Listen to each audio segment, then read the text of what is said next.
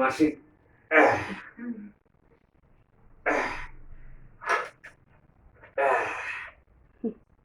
একটু পায়েস খাওয়াই দাও।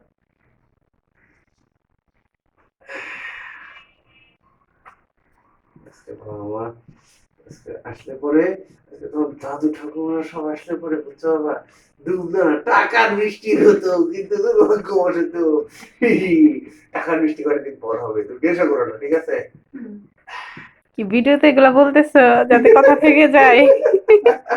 আমি কি জানি তুমি ভিডিও করতেছ।